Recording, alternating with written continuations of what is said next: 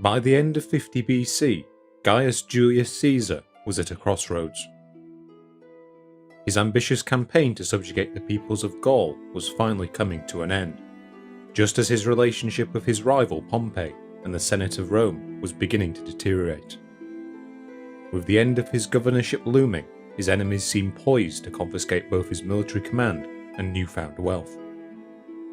It was amongst the backdrop of this escalating conflict that Caesar wrote a series of commentaries on his military campaigns in Gaul, hoping to bypass the Senate and secure popular support for his actions.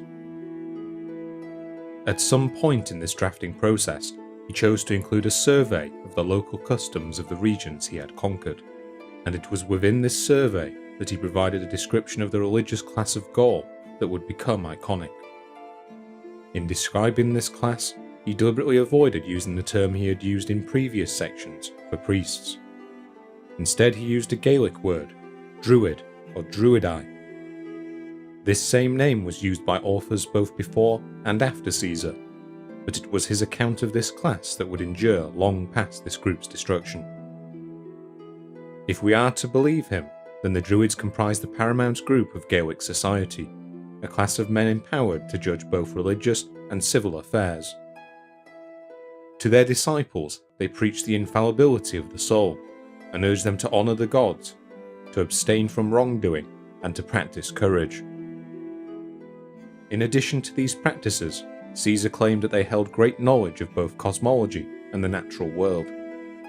Their most sacred duty was the conducting of sacrifices to the gods, sacrifices that often took the form of huge wooden effigies, in which animals and men alike would be trapped and richly burned alive. Both Caesar and later authors would claim that the Romans put a stop to such practices. Even so, the Druids seem to have found sanctuary overseas, where they would persist for another 5 centuries, only to fall to the rising tide of Christianity. Even then, their memory would endure. If we believe the claims of revivalists, then their ancient teachings are still practiced to this day, in the form of the great Celtic festivals and modern neo-Druidic groups. In recent decades, both ancient texts and the archaeological record have been increasingly scrutinized to reconstruct a more accurate image, but still, it seems we are far from answering the fundamental question. Who were the Druids?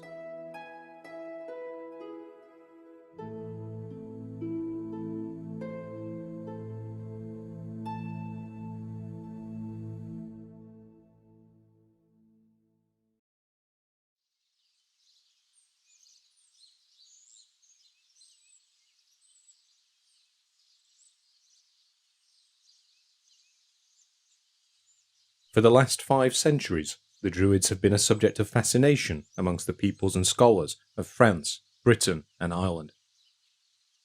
In this period, they have been presented in almost every form imaginable. Their earliest portrayals emerged in the 16th century, a time when the nations of Western Europe were rediscovering the classics of the ancient Greeks and Romans. In these accounts, the Druids are presented as honoured ancestors, a strain of pre-Roman sophistication amongst their respective peoples. In time, this image would evolve, with less sympathetic authors presenting them as a sign of pre-Christian barbarity, devoted to idol worship and human sacrifice. By the 18th century, this interest had become something of a mania, and soon the image of the Druid would be embellished by all manner of romantic ideals. In this line of thinking, they were portrayed as simple yet noble philosophers, an image that was increasingly mixed up by a strain of what Stuart Piggott termed irrational mysticism. The burgeoning field of archaeology only added to this confusion, with objects that we now know to date from wildly different periods being added to the stereotypical image of the Druids. This image was distorted further by their identification with the great megalithic sites of France and Britain, and their association with places such as Stonehenge persist in the popular consciousness to this day. These ideas about the Druids endured well into the modern period, and it was not until the arrival of 20th century archaeology that their stereotypical image was put to rest. We now know that sites such as Stonehenge date from many thousands of years before the first accounts of the Druids, and that there is far from definitive archaeological evidence that they existed at all. Even so, their impact on popular culture has remained. Today, many thousands of self-described Druids gather to celebrate the solstices at Stonehenge and other monuments across Britain and France, and neo-Druidic organisations only continue to grow in membership across both Europe and North America. So who were the Druids? Did they really exist in Britain and Gaul? And did they resemble the descriptions given to us by authors such as Caesar? If so, what were their teachings, and can we detect any glimpse of their beliefs in more modern Druidic organisations? Well, if we are to try and answer any of these questions, we must examine 4 major sources of evidence, each of which carries their own set of caveats.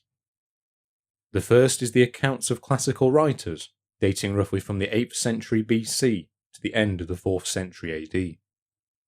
Secondly, we must examine the archaeological record of Iron Age societies across Britain and Gaul, and see what they can tell us of native religious practices.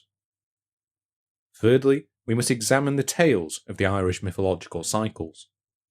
These accounts ostensibly portray a pre-Christian Ireland, where the Druids feature as key players, acting as the magicians and advisors of the pagan kings of Munster, Connacht, Leinster, Ulster, and Tara. Finally, we must examine the practices of contemporary groups operating under the title of Druid, and examine their claims of continuity with their ancient forerunners. Ahead of us lies a journey through nearly 3,000 years of history, one that begins along the fringes of the Mediterranean, that takes us through the world of Iron Age Britain, Gaul, and Ireland, before finally ending in modern Europe and North America.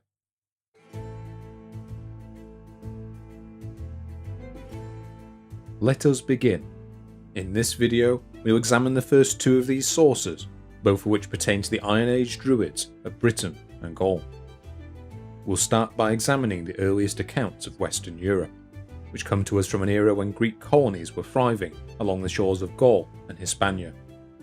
From there, we'll examine the accounts of the Druids from the era of Roman expansion north of the Alps, through to the time of Roman domination of both Gaul and Britain.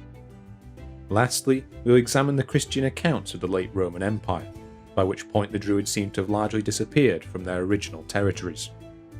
We'll then move to examine the known archaeological record of the modern constituent countries of Gaul and Britain, and determine whether any correlations can be drawn between known Iron Age religious practices and the writings of contemporary authors. Before we can dive into these accounts, however, we must first mention a handicap that has blighted the attempts of scholars to form a coherent picture of the Druids. You see, prior to their takeover by Rome, the societies of both Iron Age Gaul and Britain were illiterate, and as a result no known native written account has come down to us detailing their religious practices.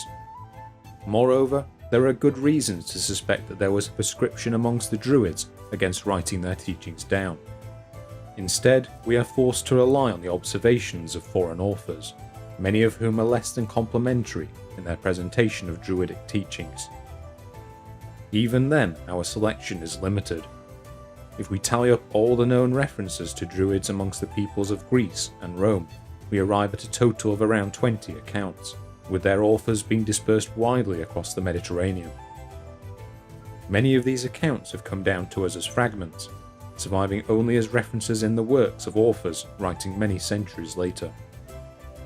In a few extreme cases, the presence of these earlier authors can only be attested to through passages found in the works of these later writers, whilst in one case the credited author is likely a false one. In length, these passages are slim. As the historian Ronald Hutton notes in his book, Blood and Mistletoe, the combined text we have available to us on the Druids is perhaps enough to fill a dozen pages, providing they are written in a fairly large print. Yet despite their brevity, the highly summarized nature of many of these accounts still allows them to provide substantial descriptions of supposed Druidic activities in Gaul and Britain, along with wider information on the Iron Age societies within each of these regions. These works are characterized by general agreement on the Druids' role, acting as both a philosophical and religious class within British and Gaulish society. When we stop to examine their fine details, however, we discover an increasing number of contradictions. In some accounts, the Druids are presented as a unified organisation that gathered in a single location and that served a single leader. In others, they appear as only the most prominent of several groups of religious functionaries within Gallic society. In order to reconcile the contradictions of these accounts, modern scholars have sought to place them into three broad categories. The first of these are the writings of Greek explorers active in Western Europe during the 3rd and the 4th centuries BC. These accounts are by far the most obscure, existing mostly as excerpts and quotations in the works of later authors. The second school of writers consists of accounts of the Druids beginning with the initial Roman expansion into Gaul, continuing until their apparent disappearance during the 2nd century AD. Of all the classical accounts, these are easily the most expansive, being somewhat contemporary in both time and proximity to the societies of the purported Druids of Gaul and Britain. Finally, we have the least well-examined accounts of the Druids, those of the Christian writers of the cities of Alexandria and Antioch in the 3rd and the 4th centuries AD. We'll examine the accounts of each of these three groups shortly. But first, if we want to understand the political context behind them, we must familiarise ourselves with the political situation of Western Europe during the closing centuries of the first millennium BC.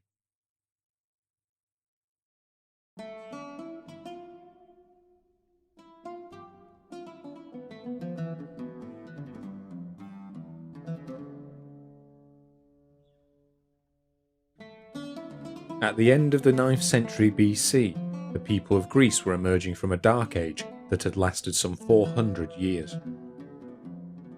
This resurgence was marked by the reappearance of developed city-states and the seeding of Greek colonies throughout the western Mediterranean. By the mid-8th century BC, Greek cities were being established in Italy, Sicily, and on the islands of Corsica and Sardinia.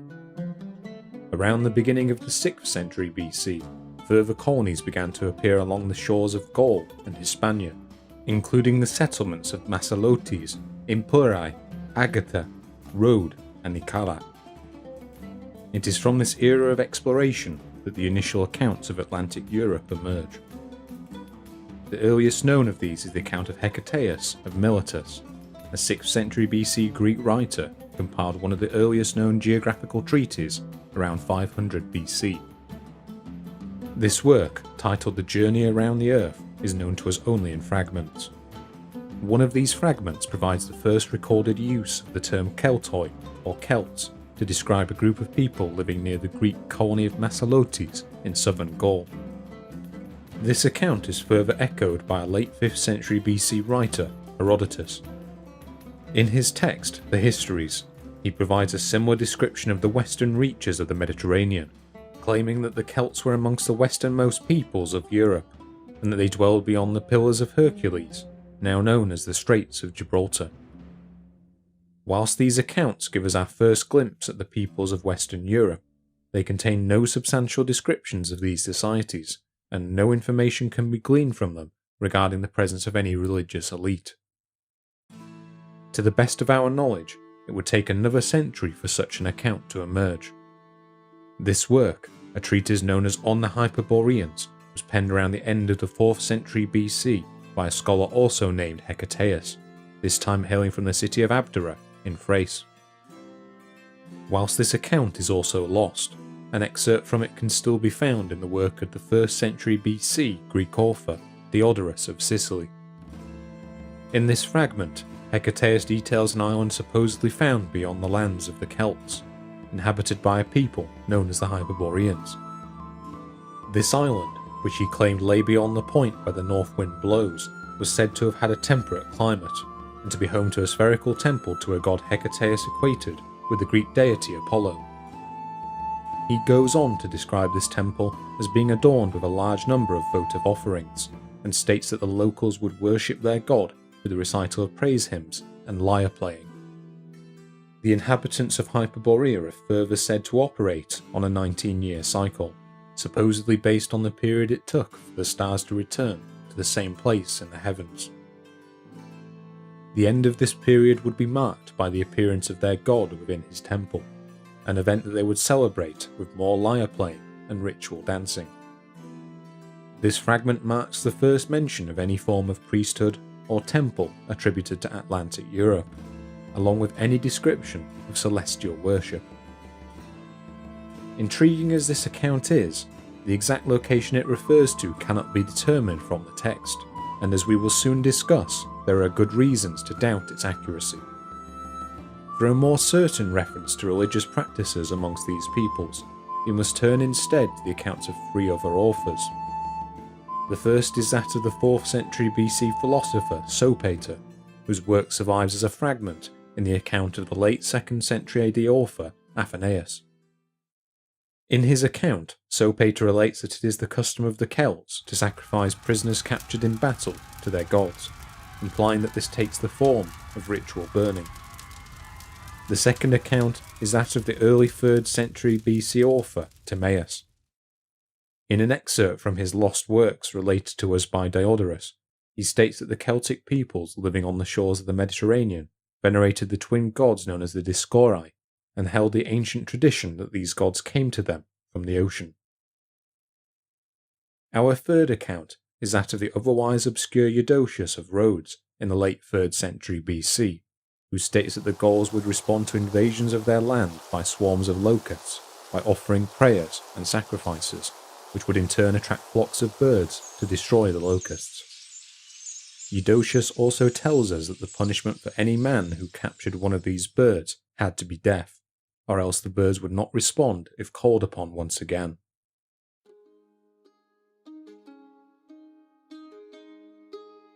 As intriguing as these accounts of ritual practices are, they do not contain any direct mention of the Druids.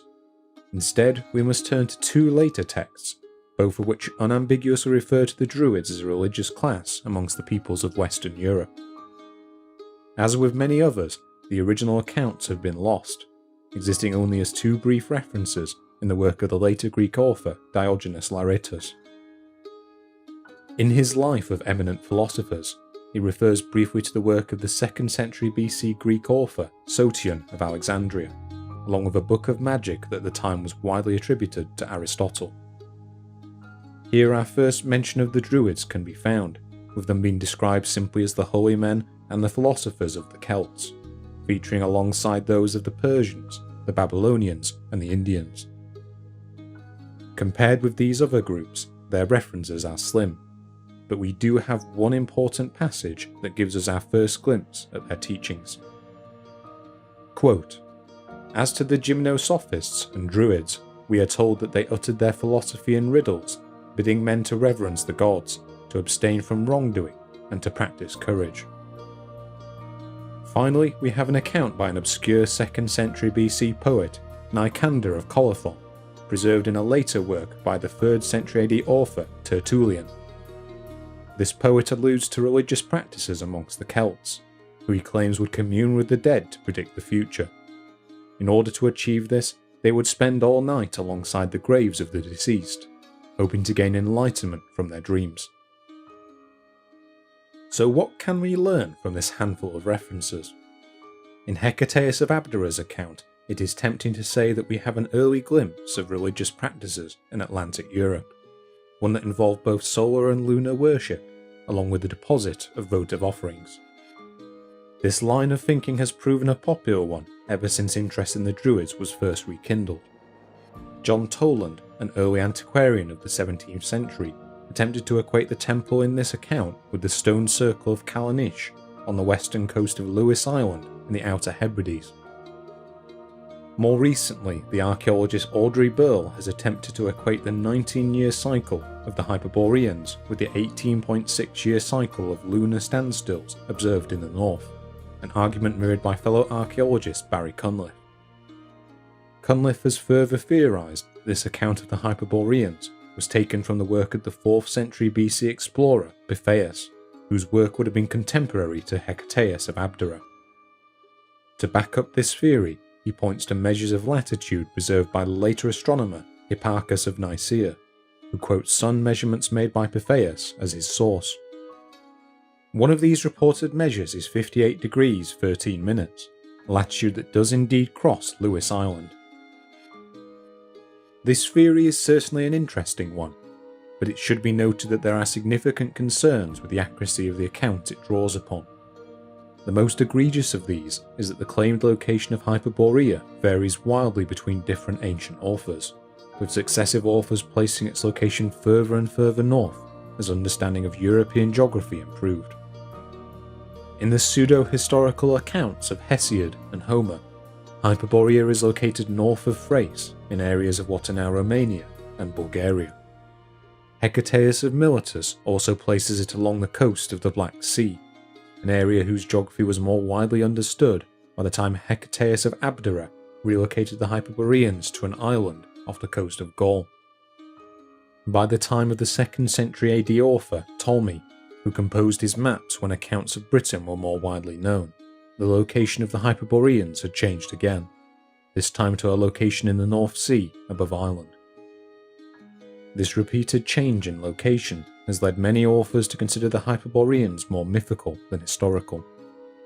This otherworldliness is even hinted at by the 5th century BC Greek poet Pindar in the following lines of his Pythian ode.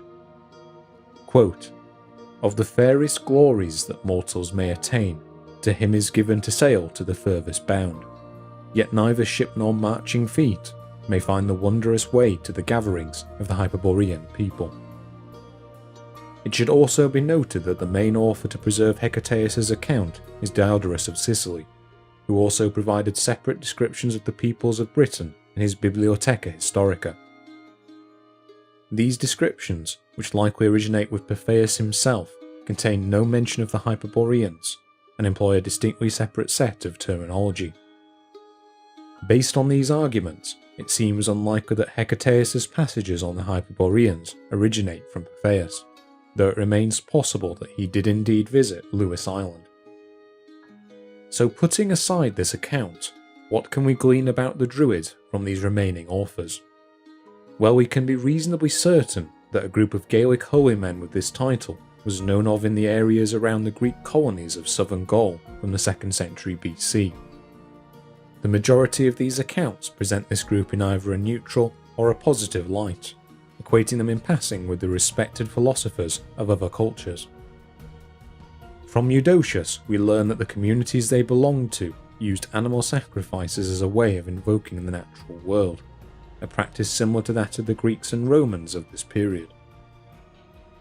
Already we see the equation of local gods with those of the Greek pantheon, specifically the divine twins of Castor and Pollux. We also see hints at a darker element of religious worship in Sopater's account of ritual sacrifice by the Celts of their defeated foes. However, his account of human sacrifices never directly references the Druids, and Sopater's account is limited to discussing actions committed during warfare. For the moment, then, we are still unable to directly connect the Druids and these ritual sacrifices. In order to form a more complete view of the Druids' role within society, we must now turn to the accounts of later Roman and Greek authors, who provide descriptions of native religious practices on the cusp of Roman involvement in Western Europe.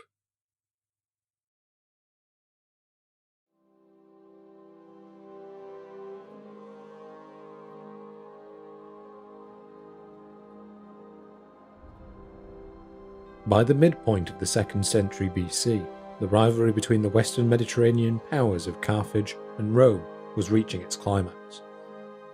Since the midpoint of the 3rd century BC, the two had been locked in an escalating cycle of political and military conflicts, including 2 major wars over their respective territories in Sicily, Corsica, and Sardinia.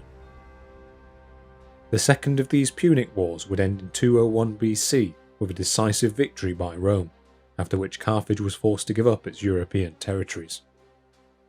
As a result of this victory, Rome found itself in possession of vast swathes of eastern and southern Iberia, much of which had until recently been controlled by its indigenous people. Over the next 80 years, Rome would struggle to subjugate this territory, and soon a new overland trade route formed across southern Gaul to allow both armies and goods to reach Iberia. These trade caravans would quickly prove a tempting target for the local Ligurian tribes, and after repeated raids throughout the first half of the 2nd century BC, a Ligurian group by the name of the Saluvi began to pose a serious threat to the Roman allied city of Massalotes.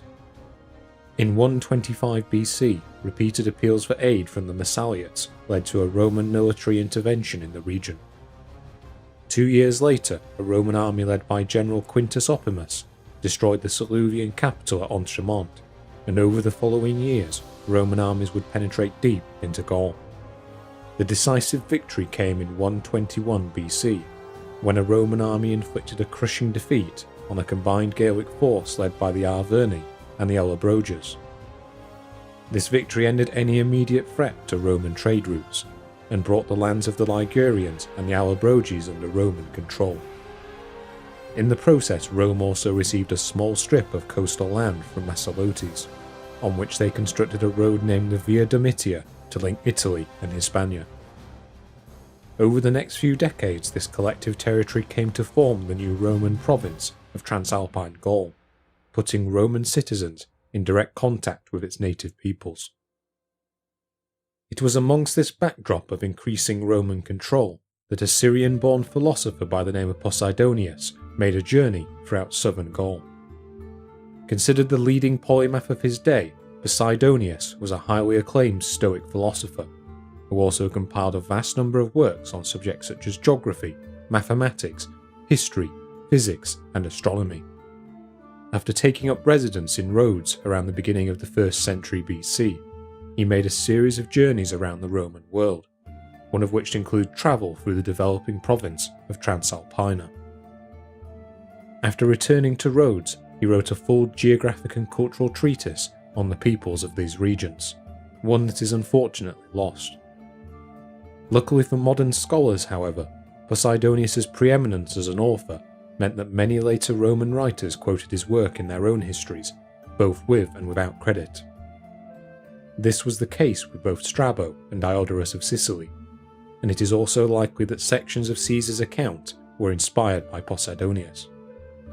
For this reason, scholars sometimes refer to these three authors as belonging to the Posidonian school of discussion on the Druids. On one hand, these authors portray the Druids as the undisputed religious elite of the peoples of Gaul and Britain, as the holders of a vast body of teachings on cosmology and herbal medicine, and as the judges of Gaelic society. Conversely, they are also presented in line with Sopater's account as the overseers of human sacrifice, a practice that contemporary Roman society would have considered barbaric. We will examine what survives of Posidonius's writings in due course, but first, let us start with the most authoritative account of the Druids to survive from this group of authors, that of Julius Caesar. Writing 50 years after Posidonius, the Gaul that Caesar would have been familiar with was one radically changed from only half a century earlier. In that time, concern had only risen within Roman society regarding the Gallic terror, the encroaching threat of northern Gallic tribes on Italy. These fears were further exacerbated by the migration of new groups of Germanic peoples through Gaul, including the Cimbri, the Ambrones, and the Teutones, each of which would launch raids on Roman territory during the last decade of the 2nd century BC. These invaders were eventually defeated in 101 BC, when Roman forces led by Caesar's uncle Gaius Marius all but wiped out the Teutones and the Cimbri.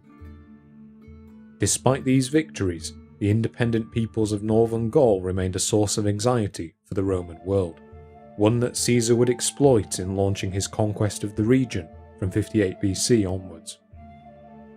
It is at the conclusion of this campaign, some 8 years later, that he wrote and published an account of his time in Gaul.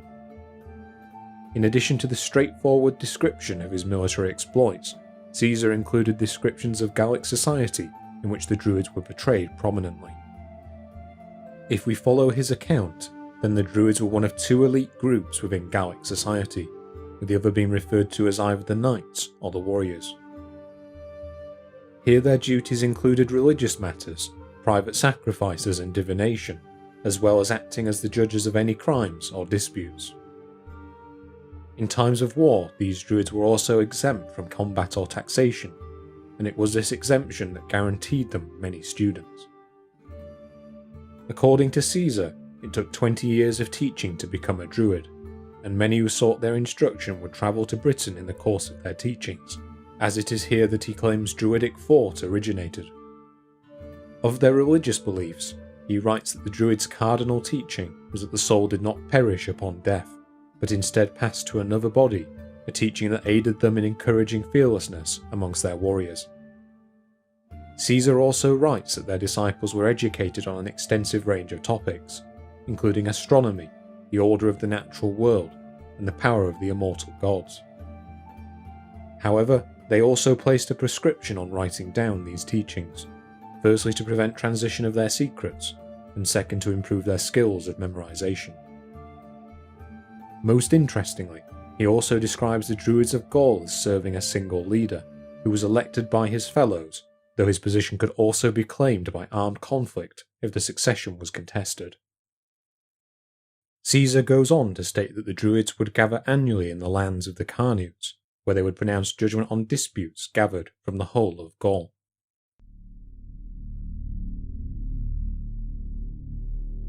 It is at this point that a darker element begins to creep into Caesar's account. After giving a brief overview of the role of the knights within Gallic society, he suddenly shifts into a description of human sacrifices amongst the Gauls, at which he states the Druids acted as the chief ministers. Here we can find perhaps the most iconic descriptions of Druidic practices. After stating that Gauls afflicted with illnesses or facing battle would conduct human sacrifices to avoid angering the gods, he elaborates that in some places these sacrifices were conducted by building enormous wooden figures, which would then be filled with sacrificial victims and set alight. Often the victims consigned to these wicker men consisted of thieves or other criminals, but innocents were sometimes used if the supply of the condemned ran low. Caesar finishes by outlining the Gallic pantheon, one that he equates directly to specific Roman gods. If we are to believe him, then the chief Gallic deity was Mercury, who was said to be the inventor of all arts, the patron of travellers, and the god of money and trade. In addition, he also lists Apollo, Mars, Jupiter, and Minerva as being revered amongst the Gauls, with them placing special reverence on Mars, the god of war. He relates that prior to going into battle, the Gauls would dedicate the spoils to Mars, and in the event of a victory, they would sacrifice any captives in his honour, then deposit the spoils in a sacred location. Caesar concludes by stating that the Druids taught that the Gauls were descended from the god of the underworld, and that as such they would measure time by the passing of nights rather than days. It is tempting to accept Caesar's account as verbatim, given the extent of his first-hand knowledge of Gaul and Britain, and indeed we must concede that much of his description of Gallic society is likely to be accurate.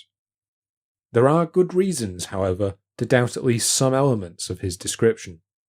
For example, there are contradictory details to be found in Caesar's account, such as his claim that the powers of the Druids were enhanced in emergencies, but that they also held aloof from war. Indeed, this second claim clashes with a contemporary Roman account, which dates from roughly a decade prior.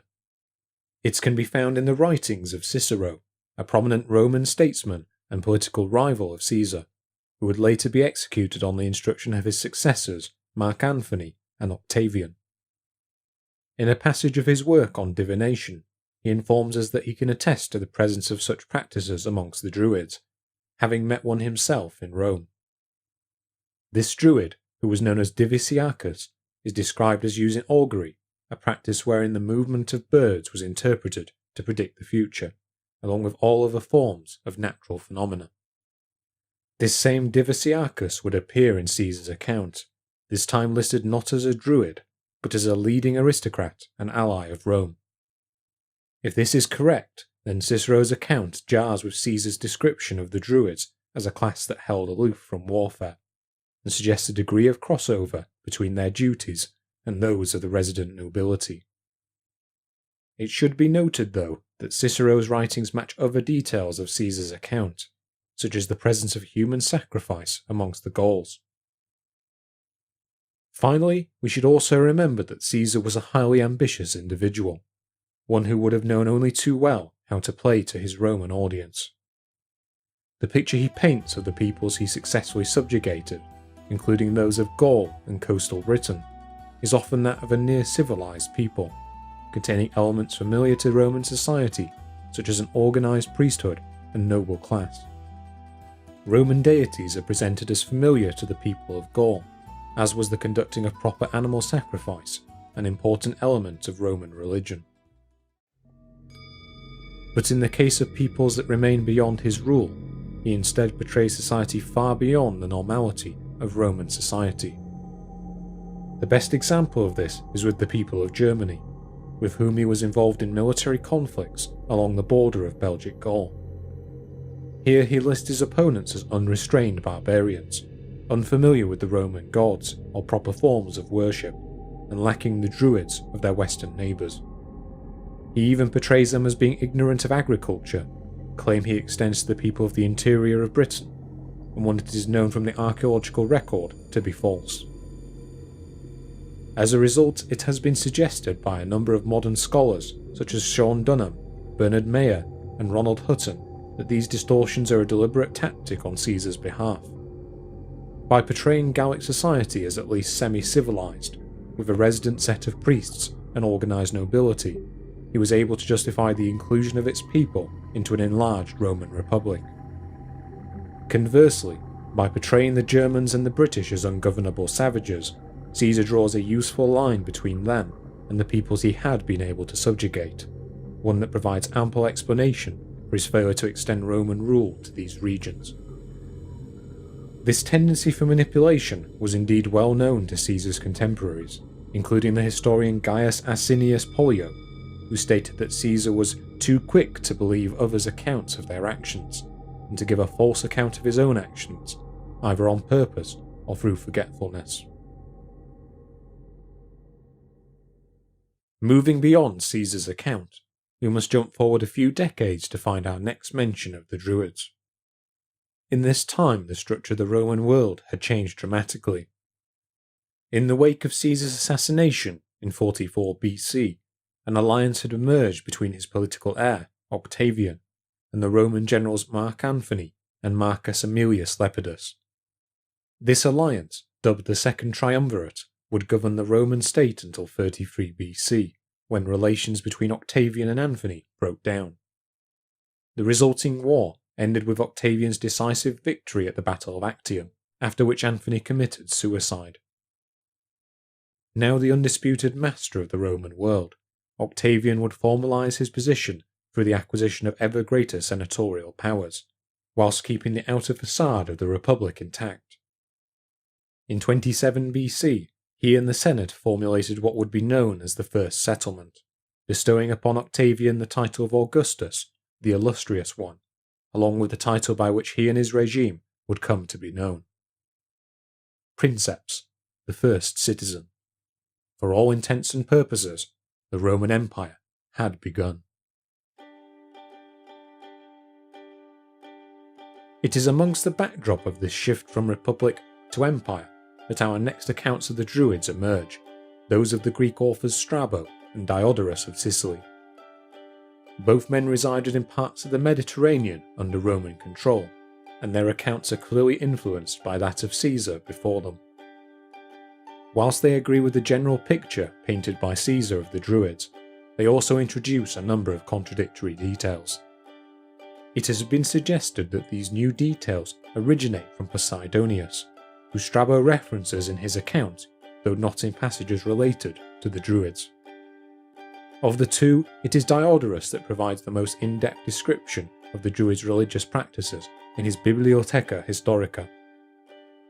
He begins by echoing Caesar, describing votive deposits of gold made by the Gauls to honour their gods. He then adds a detail not mentioned by Caesar, stating that the Gallic teaching that souls pass to another body upon death is derived from that of Pythagoras, a Greek philosopher that founded a school in southern Italy sometime in the late 6th century BC. So much did this belief prevail amongst the Gauls that, according to Diodorus, they would cast letters onto the pyres of their deceased kinsmen, so that the dead would be able to read these letters.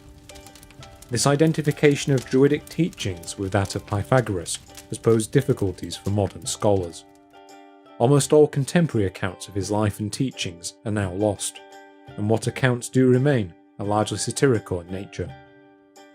Both Xenophanes and Heraclitus, writing in the early 5th century BC, mock Pythagoras for believing in reincarnation, with Xenophanes relating that Pythagoras once intervened to prevent a dog from being beaten, as he believed he had heard the voice of a deceased friend in its howls.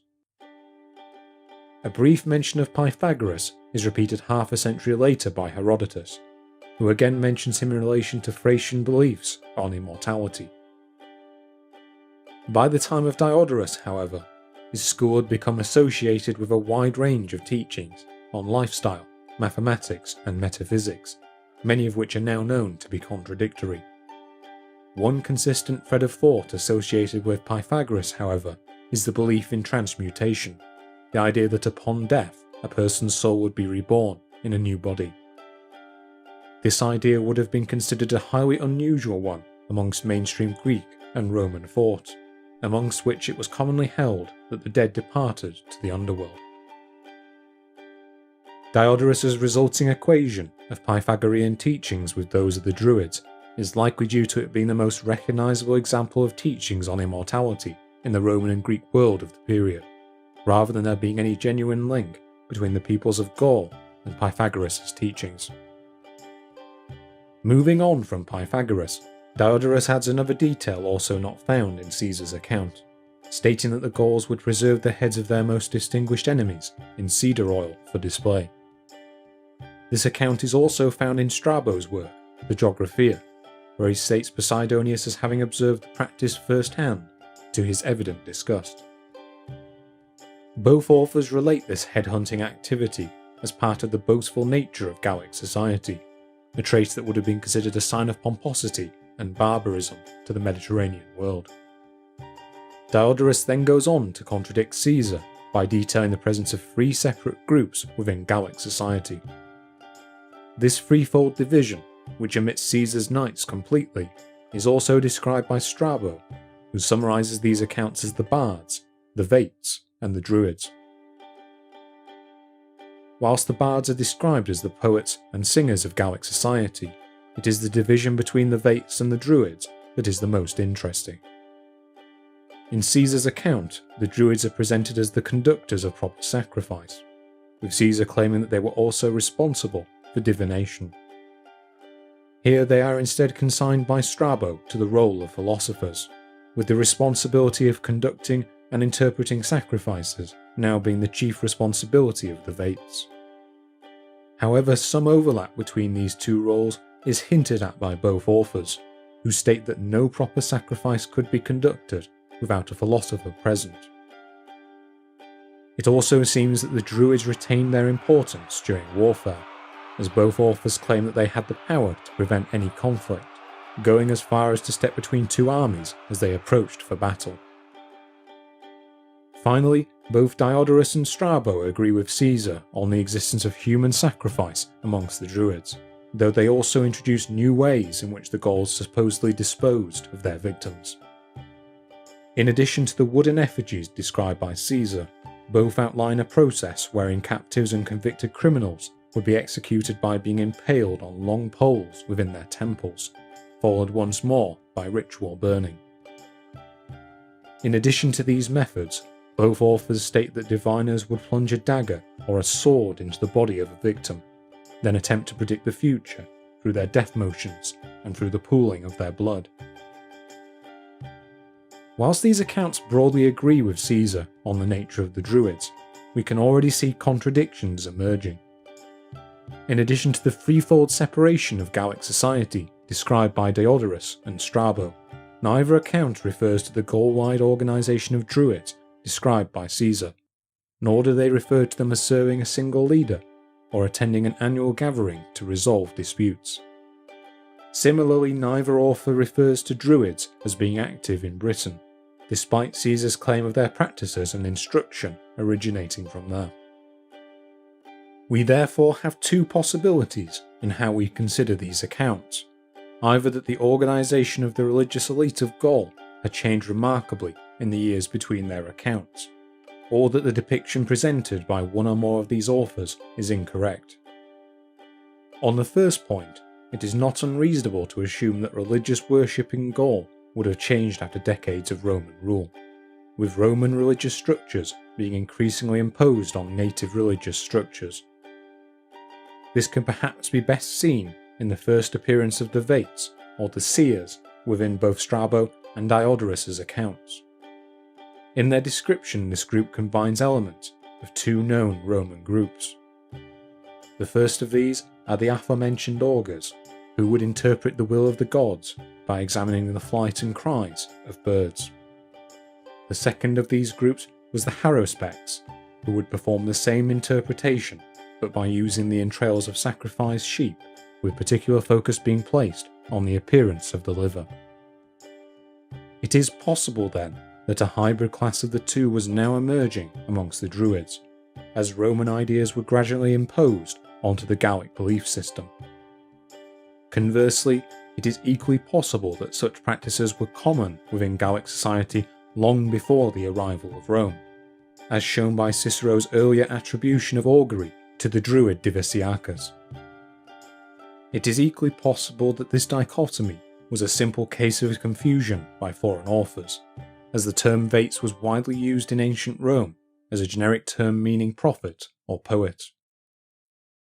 Finally, it should be kept in mind that both Diodorus and Strabo were almost certainly working from the writings of Posidonius.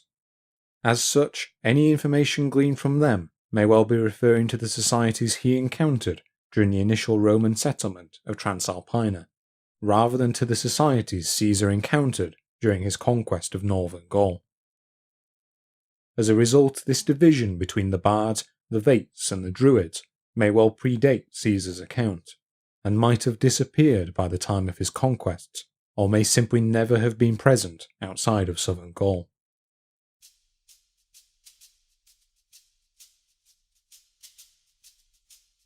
Moving on from these three authors, we find our next reference to the Druids in the writings of the geographer Pomponius Mela, who provides a brief description of the Druids in his work the De Situ Orbis Libri.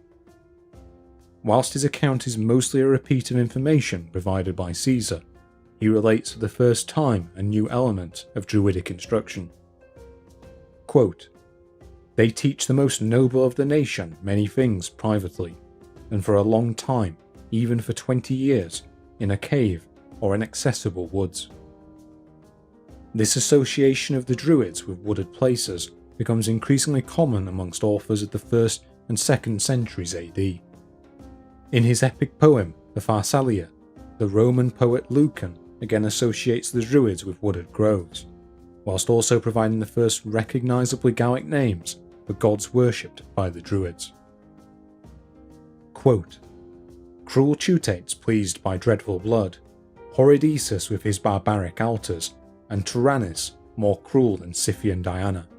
O Druids, now that the war is over, you return to your barbaric rites and sinister ways.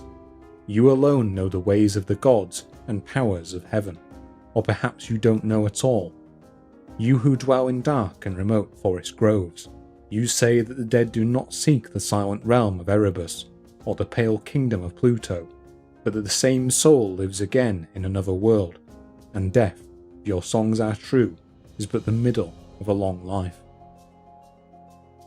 In addition to his passages on Druids, he also provides a description of a forest grove encountered by Caesar during his siege of the Greek city of Massalotes during his war with Pompey. Quote, "There stood a grove which from the earliest time no hand of man had dared to violate. Hidden from the sun, its chill recesses, matted boughs entwined, prisoned the air within. No sylvan nymphs here found a home, nor Pan, but savage rites and barbarous worship, altars horrible on massive stones upreared. Sacred with blood of men was every tree. If faith be given to ancient myth, no fowl has ever dared to rest upon those branches, and no beast has made his lair beneath. No tempest falls, nor lightnings flash upon it from the cloud. Stagnant the air unmoving, yet the leaves filled with mysterious trembling, drip the streams from coal-black fountains, effigies of gods rude, scarcely fashioned from some fallen trunk, held the mid-space, and pallid with decay, their rotting shapes struck terror. Thus do men dread most the god unknown. It is the next author, however, that provides the most enduring association with forests and plants, and who also provides much of the iconic imagery associated with the Druids today. It belongs to Pliny the Elder, who provides a detailed description of Druidic herbology and medical practices in his book on natural history. In it he outlines a ritual practiced by the Druids for the harvesting of mistletoe from oak trees, which he asserts were held in a special reverence by the Gauls. Here he claims that the Druids would only harvest this sacred plant on the 6th day of the moon's cycle, and that its collection was marked by the holding of sacred meals and the sacrifice of 2 white bulls. It is also here that we see the first mention of the iconic white robes and golden sickle that would so shape modern depictions of the Druids. These items are mentioned only in passing, comprising the ritual attire and implements of the Druid trusted with harvesting the mistletoe. Pliny then goes on to claim that the Druids would use this plant to create a special drink, asserting in mocking fashion that they believed it would cure infertility in livestock. The same white robes make one more appearance, as the attire worn during the harvesting of another plant, Salago, which is described as only being gathered using a person's right hand, which must first be passed through the robe's left sleeve as if the plant was being stolen. According to Pliny, the Druids held that Salago could be used to ward off all dangers, and that its smoke could be used for the treatment of eye disease. Pliny's account stands out perhaps more than any other amongst these Roman authors. Unlike Caesar, Strabo, or Diodorus, it is not concerned with wider Gallic society, nor does it mention the Vates or the Bards. So unique is its description of Druidic practices that we can only guess as to its source. Perhaps due to its unusual nature and the authority of its author, it ranks alongside that of Caesar as the account of the Druids most commonly presented. Its influence is seen most keenly in 18th and 19th century depictions of the Druid, few of which could be found without either the white robes, golden sickle, or mistletoe. Then, just as suddenly as these items appear, they disappear once more, going unmentioned in the accounts of any other author. Even stranger is the next section of Pliny's account. After wrapping up his description of Druidic practices by describing their use of the marsh plant Samolus to treat cattle diseases, he quickly moves to a description of a peculiar object held in veneration by the Gauls. Quote, "In the summer months, a vast number of snakes will gather themselves together in a ball, which is held together by their saliva and a secretion from their bodies. The Druids say they produce this egg-like object called an anguinum, which the hissing snakes throw up into the air. It must be caught, so they say, in a cloak before it hits the ground."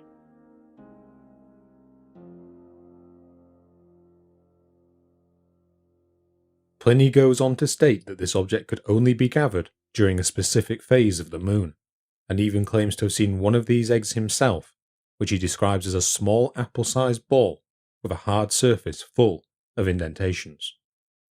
If we are to believe his account, these objects were held in veneration by the Druids, who claimed it would aid in lawsuits and in gaining the goodwill of a leader.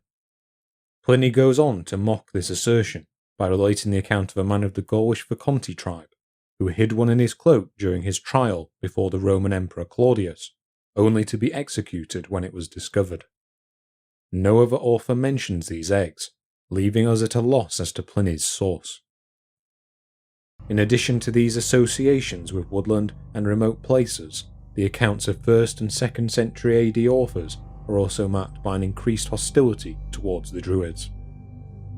It is in these accounts that we see details of repressive measures being brought against their order by the Romans. Both Pliny and Lucan provide denouncements of Druidic practices in their respective works, with Pliny stating that their barbaric rites were found within Gaul even during his lifetime. He goes on to say that the continuing existence of these led the Roman emperor of the time, Tiberius, to pass a decree outlawing the Druids, along with what is termed these types of diviners and physicians. He closes by stating the following, quote, "But at least we can be glad that the Romans have wiped out the murderous cult of the Druids, who thought human sacrifice and ritual cannibalism were the greatest kind of piety." This outlawing is corroborated in the work of the early 2nd century AD author Suetonius. In his biographies of the first 12 Roman emperors, he claims that membership amongst the Druids had initially been forbidden to Roman citizens by the Emperor Augustus, though in direct contradiction of Pliny, he places the final responsibility for their destruction on the Emperor Claudius, who he claims destroyed the horrible and inhuman religion of the Gaulish Druids. Between them, these later authors paint a picture of an organisation in terminal decline. From Mellor and Lucan, we first hear of the association of Druidic practices with remote locations on the edge of society, such as caves and hidden groves. If we believe Pliny and Suetonius, then by the early 2nd century, the Druidic order had been firmly rooted out by the Roman authorities, and may well have ceased to exist entirely. But there are uncertainties about the claims given in these works. For example, both Pliny and Suetonius write as if the Druids had been destroyed, yet Pliny also writes as if many of the rituals he describes were still in common use. It should also be noted that neither of these authors are considered wholly reliable sources. In the case of Pliny, it is widely agreed that he provides accurate information in much of his account of the Mediterranean world, but when it comes to more distant regions, his reports often descend into fantasy. When discussing the peoples of Africa, he reports such things as cyclops and men with the heads of dogs. In India, he reports the existence of a one-legged people known as the Monocoli, who he describes as using their single enlarged foot as a sunshade whilst lying on their backs. He further reports known falsehoods within his own society, claiming that the smell of a lamp being put out could induce miscarriage in women, and provides all manner of misinformation as to the dangers of menstrual blood. Considering this, it is hard to say whether his account of the Druids is based in reality, or if it is just another piece of hearsay mistakenly presented as fact. Suetonius himself is also considered far from a reliable source, and was known for both inserting gossip into his account and for presenting his own opinions as objective fact. There are similarly good reasons to be dubious of Lucan's account. To many authors, his inclusion of recognisable names of Gaelic deities lends a level of credibility to his writings on the Druids, but his account of the sacred grove encountered by Caesar's men is considered more suspect. Whilst his account does appear to corroborate earlier accounts of human sacrifice being practiced amongst the peoples of Gaul, it should be kept in mind that this grove was more likely a Greek holy place than a Druidic one, being located in a part of Gaul that had been under Greek or Roman rule for the last 5 centuries. Moreover, Lucan never directly names the Druids in connection with this grove, leaving his intentions unclear. Despite these uncertainties, it remains likely that native religious practices had largely been repressed within Gallic society by the beginning of the 2nd century AD. By this time, Gaul had been under Roman control for over 150 years, and any resistance to their practices would likely have become limited to isolated pockets. Indeed, there is little evidence of Druidic involvement in later Gallic rebellions against Roman rule. Perhaps the most telling sign of their decline is that after Suetonius, we have only one substantial Roman account of Druidic activity remaining, and it is chiefly concerned with their activities in Britain. After the conquest of Gaul by the Romans in the mid-1st century BC, Britain had remained independent for another century. Throughout this period, its southern tribes had slowly become more and more Romanized, both through a steady trade with their continental neighbours and through the exchange and return of British hostages. In 40 AD, the Roman Emperor Caligula had supposedly failed in an attempt to invade Britain, though primary sources disagree as to exactly how this failure occurred. Instead, it was left to his successor Claudius to complete this conquest, which took place in roughly 2 phases. The first came between 43 and 60 BC, which saw the conquest of much of southern England. After a decade lull, a second set of conquests took place between 70 and 80 BC, and saw the subjugation of Wales, northern England, and southern areas of Scotland. It is at the end of this first phase that our remaining account of Druids is set. It belongs to the author Tacitus, who compiled several works on Roman history between the late 2nd century and the early 1st century AD. In his Annals, he provides a description of the invasion of the Welsh island of Anglesey by the Roman general Suetonius Paulinus in 60 BC. Here he describes a native army as being accompanied by Druids, along with a horde of black-clad women. Far from holding aloof from warfare, these Druids seem to have actively participated in the defence of the island, supporting their warriors with all manner of incantations. Quote, "All around, the Druids, lifting up their hands to heaven and pouring forth dreadful imprecations, scared our soldiers by the unfamiliar sight, so that, as if their limbs were paralysed, they stood motionless and exposed to wounds." According to Tacitus, the Romans rallied from their initial fear to inflict a crushing defeat on the British, many of whom were taken captive. With their enemies overwhelmed, he tells us that the Romans proceeded to destroy the island's sacred groves, along with native altars he claims were stained with human blood and entrails. Unfortunately for the Romans, this conquest was not to be.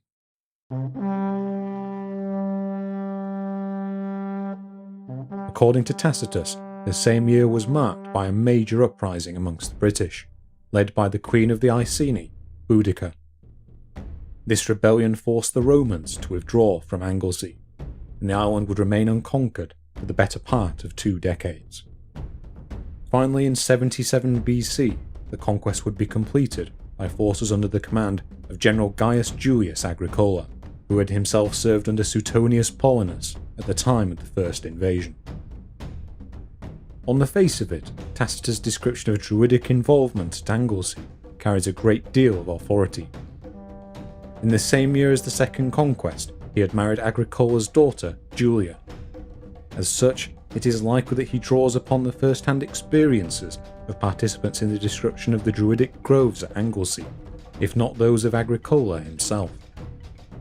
However, there are still reasons to be cautious about his claims. For example, the written version of this account didn't appear until several decades after the events in question, and we have no way of knowing whether its events were embellished by these witnesses in later life. We should also beware of embellishment by Tacitus himself. Whilst the Druids feature prominently in his description of the first invasion of Anglesey in the Annals, they are completely absent from the account of this invasion given in his earlier biography of Agricola. There are also no references to the Druids to be found in his description of the second invasion of Anglesey, nor are they to be found in his description of Agricola's invasion of northern England and Scotland between 80 to 84 BC. We can also point to a contemporary account of this invasion, that of Cassius Dio, who makes no mention of the Druids being present on Anglesey. In addition, whilst his account is commonly used as evidence that Anglesey was a Druidic stronghold, Tacitus never claims such in his account, instead listing it as a population centre and a haven for British refugees. Despite this, we can still infer that Anglesey may have held some significance for the Druids, given Tacitus's description of the sacred groves on the island. There is also one other reference to the Druids to be found amongst Tacitus's writings. In his histories, he relates to us that a fire on the Roman capital during the reign of the Emperor Vespasian was seen as an omen by the Druids of Gaul, one that foretold the Roman Empire's imminent destruction. This statement runs contrary to Pliny and Suetonius' statements that the Druids had been annihilated completely in Gaul at this time, though it should be noted that the year it refers to, 70 AD, narrowly predates both of their accounts.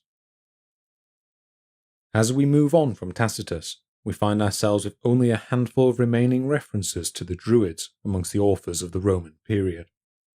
Indeed, we receive no further window into Druidic activities in Britain, though we can presume that Roman prohibitions extended to their newest province. Instead, our remaining references come to us from Gaul, with 3 of them being found in the same body of work, the Historia Augusta. This text, which likely dates from the 4th century AD, includes accounts of the lives of Roman emperors from the 3rd to the 4th centuries AD. Here 3 separate emperors, Alexander Severus, Aurelian, and Diocletian, are each described as encountering a Gaulish druidess, whose prophecies for their futures inevitably come true.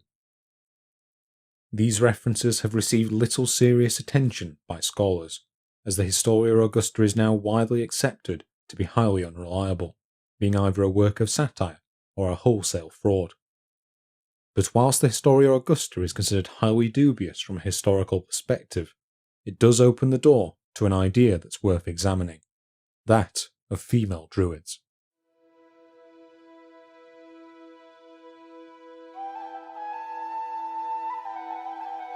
Whilst there are no other clear accounts of druidesses amongst Greek and Roman authors, they do give examples of female religious officials amongst the societies of both Gaul and Britain in their writings.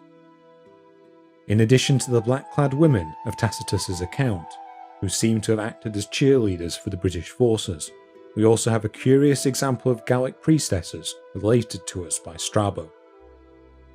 Citing Posidonius, he tells us of a group of women from the Samnitai tribe dedicated to the Greek god Dionysius, who dwelled in a temple on an island at the mouth of the Loire. According to Strabo, no men were allowed to set foot on the island, although the women would occasionally return to the mainland to seek sexual partners. He goes on to say that the women would choose one day a year to ritually re-roof their temple, and that the first woman to drop her load would be rent to pieces by the rest, with her body parts being carried around the temple to cries of Eva. This account is most likely hearsay. After all, Strabo was relying on information from Posidonius, who as far as we know never travelled as far north as the mouth of the Loire. The variable nature of this account can also be seen in a similar story related to us by Pomponius Mela. In his version, there are 9 of these women, who instead dwelled on an island between Gaul and Britain, where he claimed they acted as powerful oracles and remained perpetual virgins. We will return to this idea of female druids in our next episode. Before then, we come to our final Roman account, that of the 4th century AD poet Ausonius.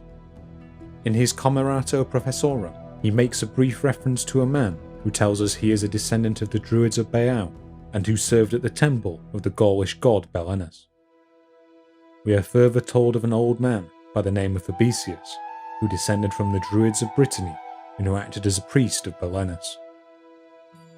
In this account, we see a sudden reversal in attitudes towards the Druids from that of the Roman authors of the 1st and the 2nd centuries AD. Instead of savages and purveyors of human sacrifice, here we see the Druids presented as acceptable ancestors. It seems by now that whatever threat they had once posed to Roman power had long passed, and in its place a degree of romance had begun to creep into their identity.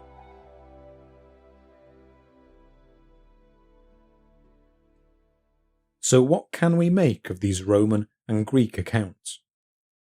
Well, it is difficult to read them without detecting at least some element of propaganda.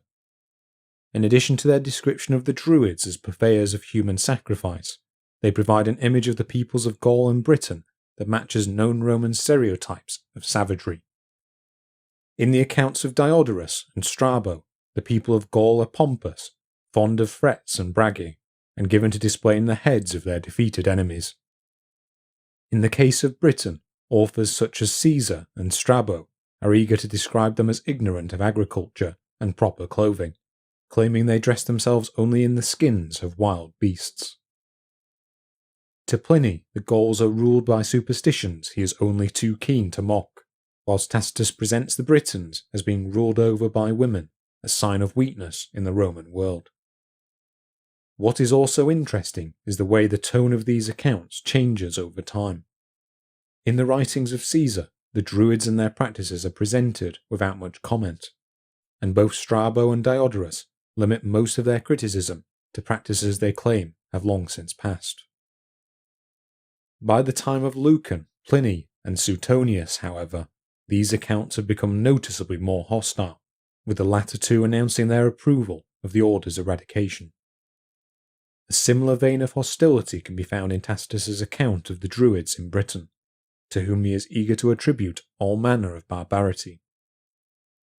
Then, after the apparent destruction of the Druids in both Gaul and Britain, these hostile accounts cease. By the 4th century, any threat they may have once posed to Roman authorities seems to have been destroyed entirely, so much so that respectable Roman citizens were happy to count them as honoured ancestors. In light of these attitudes, and the obvious benefit to the Romans of portraying these peoples in an unfavourable light, both historians and archaeologists alike have suggested that spurious elements may have made their way into these accounts. Unsurprisingly, the greatest attention has been focused on the claims of human sacrifice being conducted by the Druids, which it is argued may have been inserted to play to Roman notions of barbarity. Along this line of reasoning, authors such as Peter Berris Fidelis and Nora Chadwick have claimed that the more barbaric rituals ascribed to the Druids by Roman authors can be discounted entirely. In their minds, the Druids were an elite class of philosophers, who no pre-Roman account had definitively linked with human sacrifice. On the flip side, the historian Stuart Piggott found the image presented by the Romans to be realistic, whilst perhaps the most sceptical of these authors, Ronald Hutton, notes that we have little way of telling what is and what is not true amongst these accounts. Finally, it should be noted that archaeologists such as Jane Webster, Miranda Green, and Barry Cunliffe have been more accepting of the image of druidic sacrifice provided by Roman authors, pointing to evidence for this activity that has been unearthed in both Gaul and Britain.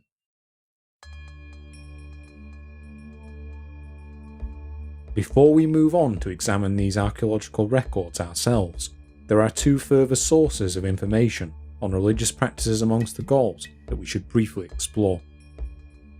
The first is the final group of ancient authors to reference the Druids in their writings. Known as the Alexandrian authors, after the city in which most of them dwelled, this group wrote between the 2nd and 4th centuries AD, and it is from their accounts that an altogether different picture of the Druids emerges. The first of these authors is one Dion Chrysostom, who wrote at the beginning of the 2nd century BC. In his account, the Druids are described simply as purveyors of wisdom amongst the Celts, acting as respected diviners and advisors to their kings. According to Dion, these kings were so ruled by their Druids that in truth they were the true rulers of their societies. The next account, that of the early Christian writer Hippolytus, returns to the association with Pythagoras previously described by Diodorus. Here he claims that these teachings were taught to the Druids by a Thracian ex-slave of Pythagoras named Zamolcis, who came to the Gauls as a missionary after his master's death. This link with Pythagoras is reiterated by another Christian, St. Clement of Alexandria. In contrast to Hippolytus, however, he claims that Pythagorean principles were taught to the Greeks by the Gauls, and that this philosophy originated with them. He adds that the ancient Greeks also received many of their ideas from people they later considered barbarians, including the Assyrians and the Brahmin of India. Finally, we have the words of the last Roman historian of note, Ammianus Marcellinus, who included references to the Druids in his 4th century work, the Rerum Gestarum. Here they are again presented alongside the bards and the vates. Whilst the bards remain much the same as in previous accounts, the vates are presented not as seers, but as investigators of the unknown and of the secret laws of nature. The Druids, now presented as being loftier in their intellect than the other groups, are again described as following the teachings of Pythagoras, along with studying all manner of obscure and profound subjects. The picture of the Druids we can garner from these accounts is one more in line with the early Greek accounts of the 2nd and 3rd centuries BC than any Roman account. Indeed, many of these authors seem to rely on sources dating from these eras. These include Diogenes Laertius, who provides the references to Sotion and Pseudo-Aristotle we discussed earlier in this episode, or Ammianus Marcellinus, who seems to be quoting from a garbled version of a text by a 1st century BC Greek author named Timagenes. What is also notable is that none of these authors attribute any form of human sacrifice to the Druids, nor do they provide much detail at all on their specific religious practices. Many of these accounts also come to us from a dramatically changed empire from that of 2 centuries prior. By the time many of these authors were active, the ancient Roman religion had itself been largely subsumed in favour of Christianity. In 313 AD, the Emperor Constantine had legalised Christianity throughout the empire, and over the next decades, successive emperors had slowly dismantled much of Rome's former religion. After the death of the Emperor Julian in 363 AD, all future emperors would be Christians, and in 380 AD, Emperor Theodosius would convene the Council of Nicaea, effectively making Nicene Christianity the state religion. Against this backdrop of a shift to Christianity, the Druids may suddenly have found themselves a more acceptable ancestor figure, acting as an early source of wisdom, unconnected from the pagan religions of Greece and Rome.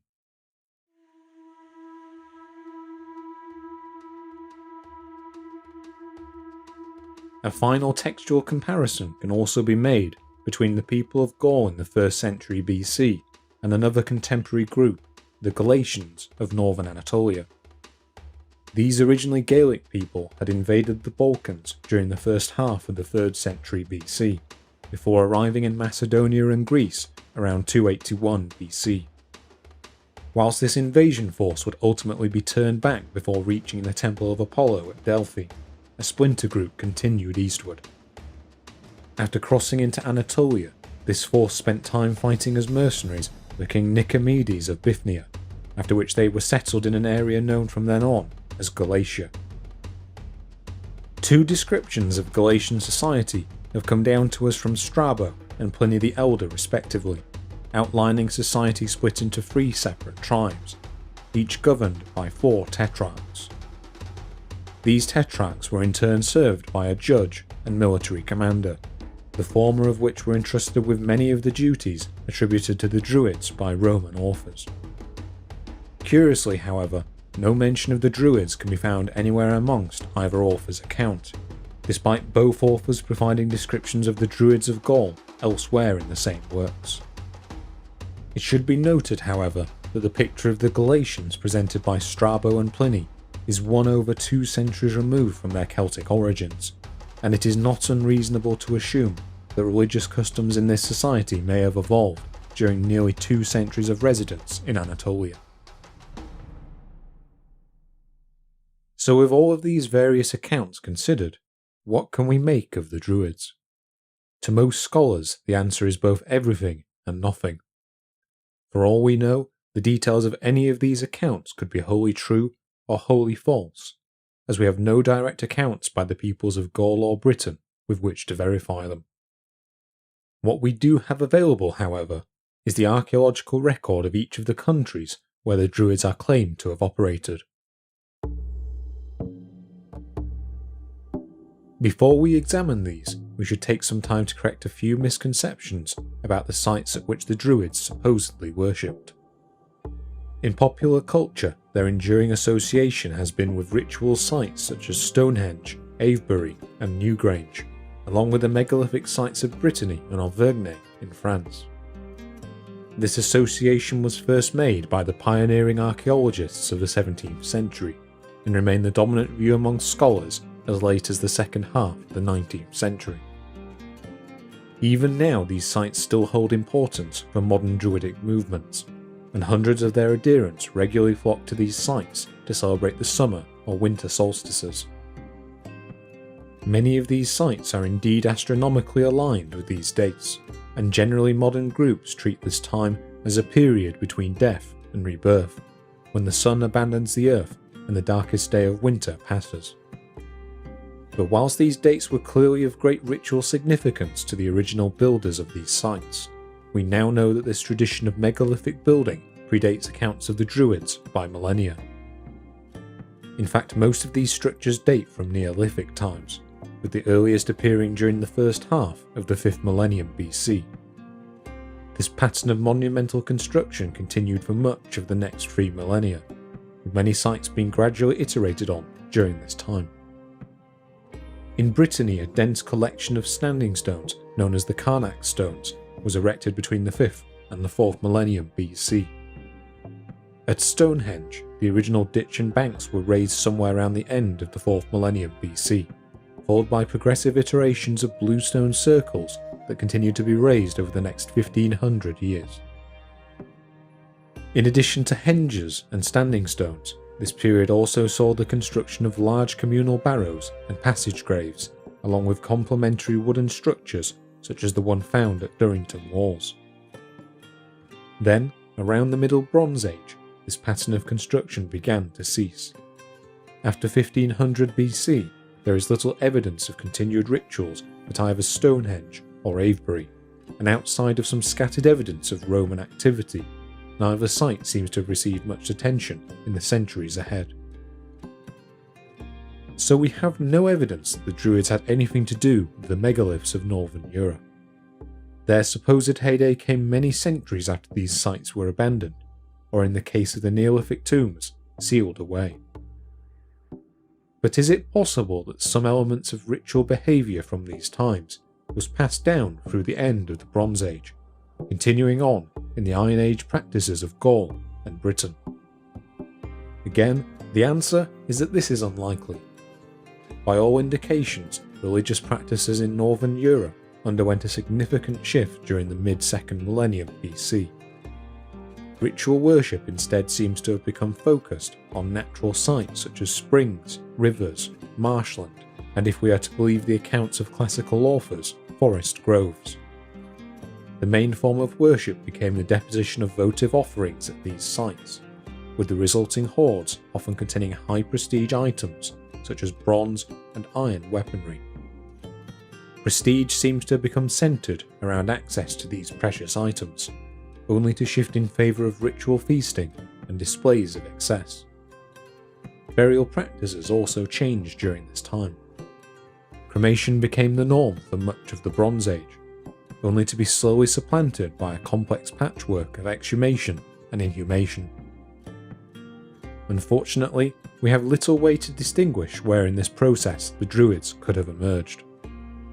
Many prior authors have attempted to equate their genesis with the immersion of the Latin culture of Central Europe from the 5th century BC onwards, or to one of their precursors, such as the Hallstatt or Urnfield cultures. Both have been suggested as potential origin points for the Proto-Celtic language and culture, and show strong continuity with the later Iron Age communities encountered by Greek and Roman authors.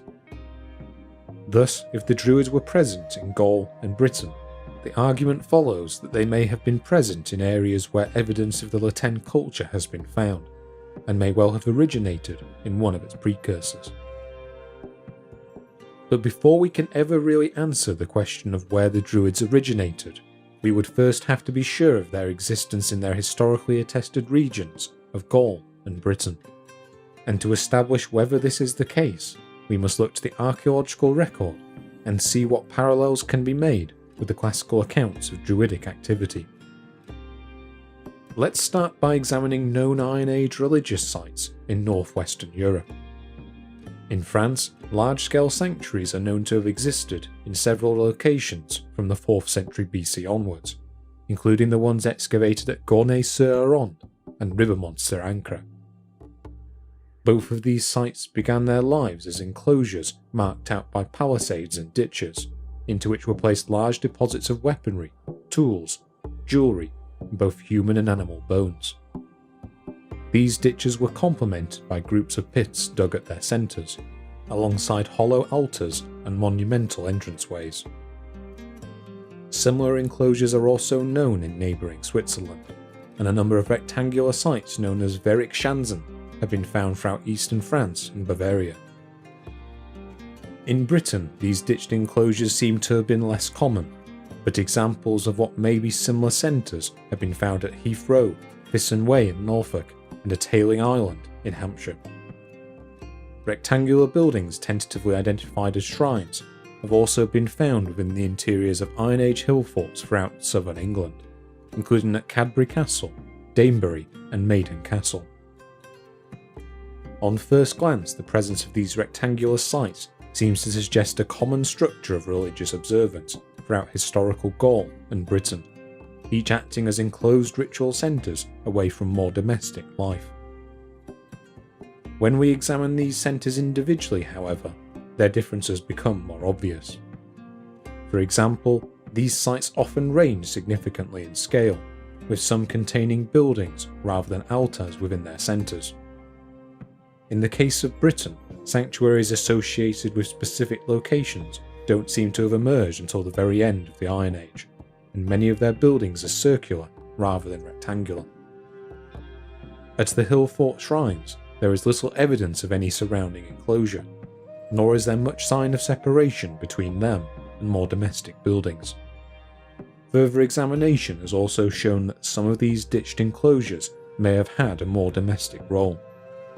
For example, only limited evidence has been found of ritual behaviour at any of the Verrick-Shansen enclosures, which lack the votive deposits of sites in northern France. Instead, it has been suggested that these sites may simply have acted as grain storage facilities, with no clear religious connotations.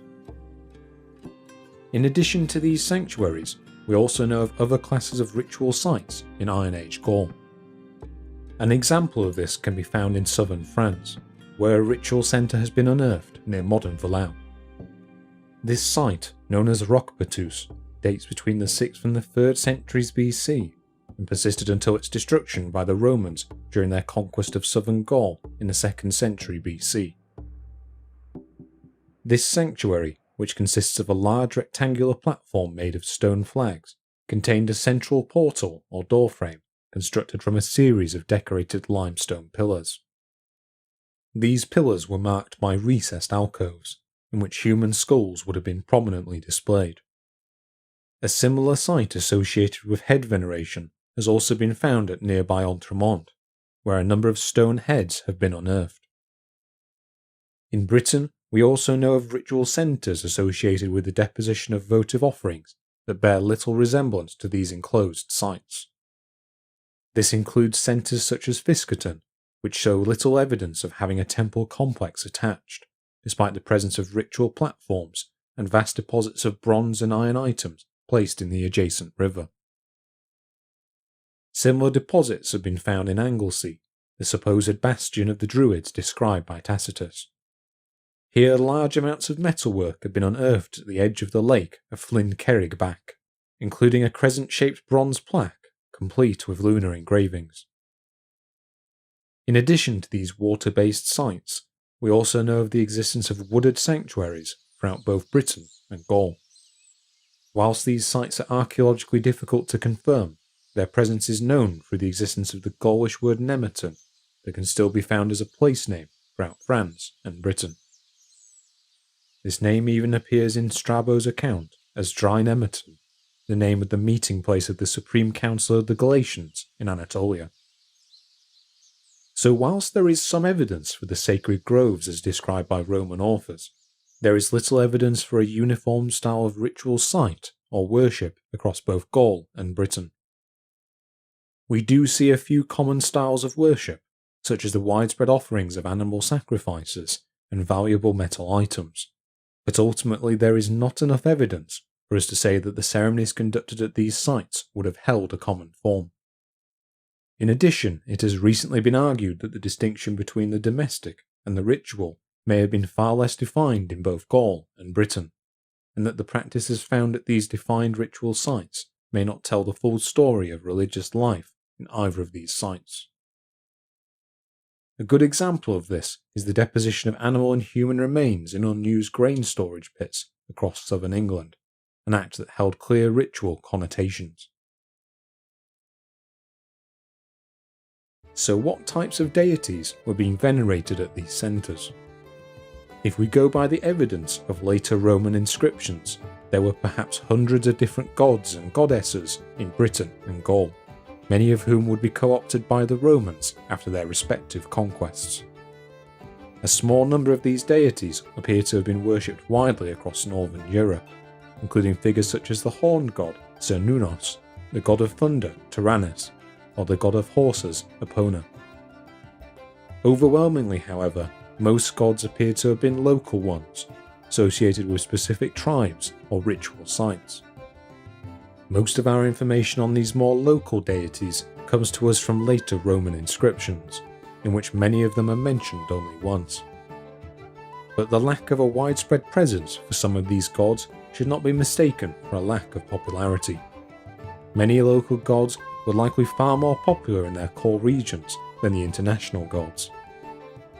Examples of these include the cult of Sequana, whose ritual site was based at the mouth of the Seine in Burgundy, or the British gods Sulis and Nodens, both of whom had elaborate sites devoted to them at Bath and Lydney Park respectively. There are even some Celtic gods who would later be incorporated wholesale into the Roman pantheon, including the aforementioned Sequana and Epona, the latter of whom would become part of the imperial cult as Epona Augusta, the patron god of cavalry. However, these gods are in a distinct minority, and the majority of Celtic deities seem to have been simply equated to an existing member of the Roman pantheon.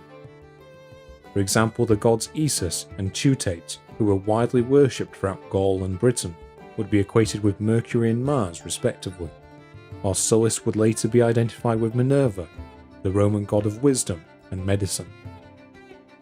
For a long time, this synchronization was argued to be a simple form of integration by the new authorities, allowing the locals to continue their long-standing religious practices under an acceptable veneer of Roman worship. Under this school of thought, it was argued that the nature of the Iron Age gods and goddesses was preserved largely intact throughout the Roman period.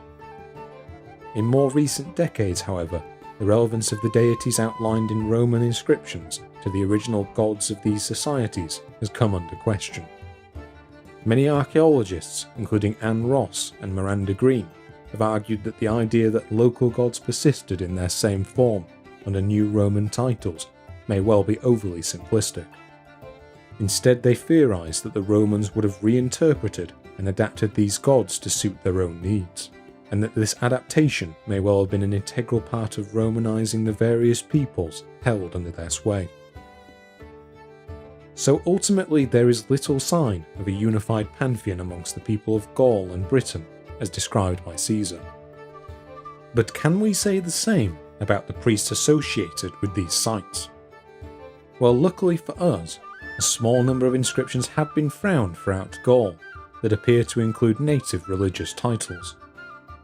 From our perspective, the most interesting element of these inscriptions is their complete lack of mention of the Druids. Instead, we see titles such as Vergobret, Antistes, and Gutueta appearing alongside shrines and votive deposits. The first of these was found inscribed on a ruined pot at a Gallo-Roman shrine in Argentomagus, and it is the same title as that accorded to the Gaulish leader Diviciatus by Caesar. This inscription was found in tribal territory belonging to the Bituriges, a neighbouring tribe of Diviciatus's Aedui. This inscription has also been interpreted by Miranda Green as indicating the Vergobret's participation in a votive ceremony at this site. If true, this may again indicate a degree of overlap between the nobility and the religious classes of Gaul, a perception reinforced by Cicero's identification of Diviciatus as a druid. Interestingly, this deposit also dates from the reign of Emperor Tiberius, a time when Pliny claims druidic practices were outlawed. These inscriptions provide little evidence for a single priesthood, and stand at odds with the account of Caesar, who describes a unified priesthood throughout Gaul. To explain this contradiction, we have two clear possibilities. Either the picture Caesar presents is an oversimplification born of ignorance, or it is simply a false one, constructed for the benefit of his Roman audience. If so, then many of his fellow authors seem to have been happy to turn a blind eye, and indeed few of them make mention of the specific gods that the people of Gaul or Britain would have worshipped. There is one Roman author, however, whose works accurately present known deities of Iron Age Gaul and Britain. Ironically, it is one inspired by Caesar, that of the poet Lucan. In his brief mention of the Druids found within his epic poem, the Pharsalia, he lists the name of 3 deities, Teutates, Esus, and Tyrannus.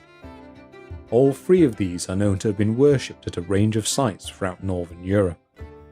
Inscriptions to Teutates have been found throughout Britain and Gaul, mostly in the form of Romano-British finger rings.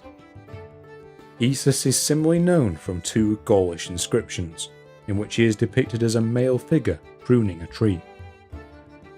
The last, Tyrannus, is well attested to throughout northern Europe as the god of thunder, where he is depicted in similar fashion to the Roman god Jupiter, though with the frequent addition of a wheel. This authentic presentation of Celtic names by Lucan thus adds a degree of weight to his account, and many later writers have attempted to use these descriptions and the commentaries of later authors to assign specific methods of human sacrifice to each of these deities. According to the 10th century Commenta Bernensia, sacrifices to Teutates were performed by drowning the victims in a vat of unknown liquid, whilst those to Esus were performed by hanging. Finally, worship towards Tyrannus was shown by the ritual burning of human victims, a practice some scholars have attempted to equate with the wicker men described by Caesar. However, it should be noted that neither ritual drowning or hanging are mentioned in any of these classical accounts, and that the commentaries these arguments are based on are separated from the original account by nearly a millennium. In addition to his documenting of known Celtic deities, there is also another detail found in Lucan's account that has piqued the interest of archaeologists. In the Pharsalia, he describes a sacred grove near the Greek town of Masalotes, wherein the gods were supposedly venerated in the form of wooden figures. As we detailed before, the existence of these groves is difficult to track archaeologically, but wooden figurines dating from this period have been found throughout the Celtic world. For pre-Roman examples, we can point to figures unearthed in the British Isles, including those found at Argyll, Scotland, and further south at King's Stainton in Devon. In East Yorkshire, 5 wooden figurines have also been unearthed near the village of Roos, whilst across the sea in Ireland, a similar figure has been discovered at Ralligan in County Cavan. With the exception of the Ralligan figurine, which may date from the late Bronze Age, these figures date from between the 6th and the 4th centuries BC, and are often suggested to represent cult images of gods or goddesses. Wooden figures dating from the early Roman period have also been unearthed at the ritual centre of Chamalières, as well as at the source of the Seine, the ritual centre of the god Sequana. So could these figures have been a symbol of Druidic worship? Whilst we cannot be certain of a Druidic link, it seems likely that some of these figures would have carried ritual connotations. For example, archaeologists have interpreted the site of the wooden figure found at Argyll to be a ruined shrine or enclosure. Other figures have also been suggested to have acted as boundary markers, carved in the image of local gods in order to protect tribal borders. These statues could also represent priests associated with rituals conducted at these sites, or be images of local rulers. This seems likely in the case of a bronze figure unearthed at Oise in France. This figure is crafted in the image of a Gaelic warrior, wearing a decorative torque, armour and shield, and it has been suggested by archaeologist Miranda Green that it could represent either a warrior deity or a local chieftain. Alternatively, some of these figures may have been intended to depict the worshippers themselves. Evidence of this can be found amongst the Roman-era figurines found at Chamalières and at the cult centre of Sequana, many of which appear to carry the afflictions of pilgrims who may have sought healing at these sites. As for the earlier Iron Age figures, for all we know, they could simply have acted as decorations or even toys. There is also little unified iconography to be found amongst these figures, which range from featureless wooden effigies to complicated bronze figurines.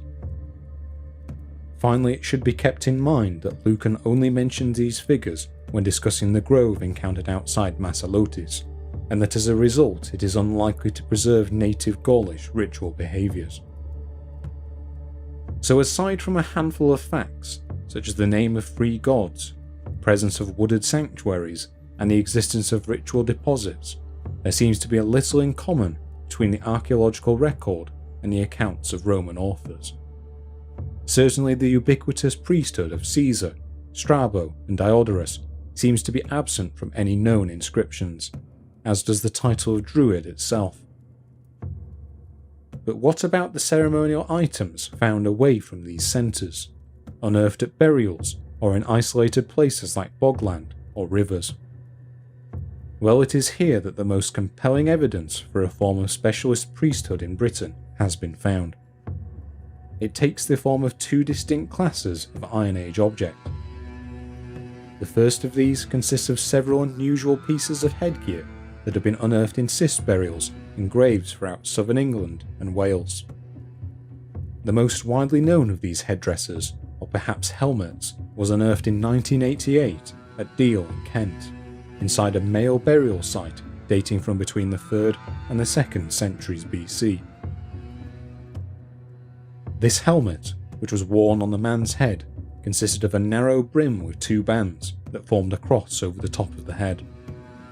Similar headgear has been reported in finds from Cambridgeshire and Glamorgan, along with possible finds from Clwyd and Middlesex. Comparisons have also been made between these items and headdresses known to have been worn by British priests during the Roman period. However, no known example of these headdresses has been found in other areas where the Druids are claimed to have been active, such as in Gaul or Ireland. Moving beyond these headdresses, the second class of items we can point to are a set of bronze spoons or scoops that have been found in areas of Britain and Ireland, with a solitary pair also being unearthed in eastern France. Only around 15 of these items are known to exist, with most of them being found in pairs. Almost all of these spoons seem to have been deliberately deposited within graves or hoards, and their exact age remains uncertain. Going by their decoration styles, these spoons may range in date from the 5th century BC to the 2nd century BC, and seem to have no Roman associations. These spoons take the form of small, shallow bowls, which are large enough to sit comfortably within an adult's hand. In almost all examples, one of these spoons contains a small, offset hole, whilst the other is usually marked by an incised cross. These features have led archaeologists to theorise that these spoons held a divinatory role associated with the Druids, wherein liquid would be poured into the bowl of the perforated spoon, allowing it to run through the hole and pull in the second spoon held below. However, this theory now seems more uncertain. For example, the bowls of these spoons are too shallow to hold much liquid, and it has been demonstrated that the holes are too small for water to flow through them. This doesn't rule out a different liquid, however, or that a powdered or granulated substance could have been used instead. These finds are certainly significant, and may well indicate a greater degree of uniformity in ritual practices amongst the peoples of Britain than seen at established ritual sites.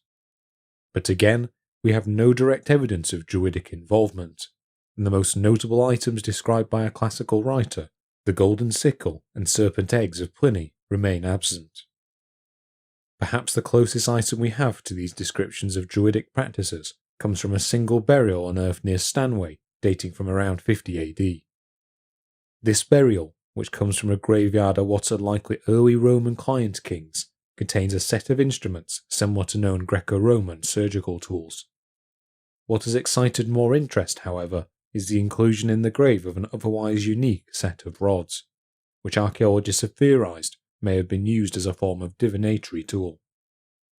In addition to these tools, this individual was also buried with a cloak decorated with brooches, an intact board game, and a tea strainer containing residue of the herb Artemisia. Due to the inclusion of these items, this burial has been routinely described as the doctor's grave by archaeologists. but to the general public, the individual it contains is better known by another title, the Druid of Colchester.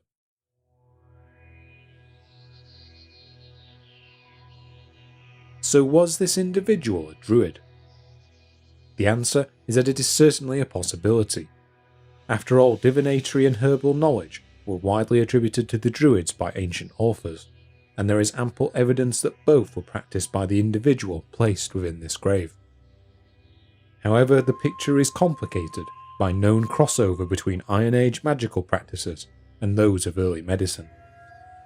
Outside of the rods, there is little evidence that this individual was a member of any organised priesthood, and indeed much of their kit is consistent with well-known Roman medical practices.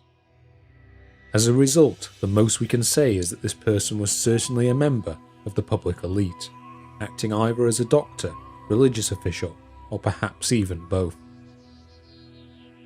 In addition to these spoons, headdresses, and divinatory rods, we have one last item to consider, one that is by far the most frequently associated with the Druids. It consists of the fragmentary remains of a large bronze tablet that was unearthed in the late 19th century in the French commune of Coligny. Engraved on this tablet was an elaborate calendar outlining both the solar year and lunar months, along with a system of notations listing both auspicious and inauspicious dates. This calendar dates from between the 1st and the 2nd centuries AD, and was written using the Latin alphabet, though the language it was composed in is Gaulish. Whilst only a small part of this calendar has survived, it contains a full 5-year cycle, and this repetition allows us to reconstruct it with some confidence. By all indications, the calendar outlined in this tablet may be the original Celtic lunisolar calendar. Support for this comes from its counting of time not by days but by nights, practice of the Gauls claimed by both Caesar and Pliny. This 5-year calendar also bears some resemblance to the 5-year cycle of sacrifices amongst the Gauls outlined by Diodorus, on which occasions he claims captives would have been first impaled and then burned alongside offerings of summer fruits in honour of the gods. Attempts have also been made to link this calendar with the 30-year lunar cycle of the Druids outlined in Pliny's account, although the presence of large numbers of notations and abbreviations make the exact length of any longer cycle open to individual interpretation. So did the Druids create this calendar? The answer might very well be yes, given that it was constructed during a period when Roman authors were still reporting the presence of Druids in Gaul, and that it bears a passing similarity to other elements of their accounts. However, it could have just as easily been drawn up by Romanized officials who retained a knowledge of local customs. Indeed, similar intercalary systems are known to have existed amongst the ancient Greeks, and the Coligny calendar may well have been influenced by these systems through trade links with the Massaliots to the south. Even so, this hasn't stopped historians and archaeologists alike from citing this calendar as a piece of Druidic handiwork, many of whom argue that only the Druids would have had the advanced lunar and solar knowledge required for its crafting. As to whether it was observed throughout Gaul and Britain, however, we cannot be sure. So far only one other example has been found, at a Roman-era shrine in a nearby village of Villars de Heria. Sadly, this calendar is even more fragmentary, consisting as it does of only 8 small fragments. So it seems we again have no certain evidence of Druidic involvement with these items, with the possible exception of the Coligny calendar and the items found in the doctor's grave. But there is one final element of the archaeological record that bears examining in relation to the Druids. It concerns a practice that Roman authors were more than happy to attribute to the peoples of both Britain and Gaul, that of ritual human sacrifice.